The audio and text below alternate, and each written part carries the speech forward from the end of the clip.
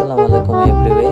আজকে আমি একটা জিনিস আপনাদের সাথে শেয়ার করবো, হচ্ছে এই যে এই হাউস বিল্ডিং থেকে 7 নম্বরে যাওয়ার যে রাস্তাটা, 7 নম্বরে সেক্টরে যাওয়ার যে রাস্তাটা আর কি, ওই পারে যাওয়ার রাস্তাটা, এইখান থেকে সব গাড়ি কেন উল্টা আসে আমি এটাই বুঝি না। দেখুন আমার সামনে এত এত গাড়ি, এত এত বাস ট্রাক সেগুলো আসতেছে, সবাই উল্টা আসতেছে। কাহিনী কি? শুধু লাইন বন্ধ যাচ্ছে নাকি সবাই উল্টা আসতেছে? বুঝলাম না কোনো কিছু। মানে এরা কি কোনো কিছু খাইছে নাকি? আজ এরা উল্টা আসতেছে সোজা রাস্তা থাকতে এরা উল্টা আসতেছে। কাহিনী কি? বুঝলাম না কোনো কিছু। সবকিছুই মাথার উপর দিয়ে যাচ্ছে আমার। এরা তো সঠিক পথে আসতে পারে নাকি?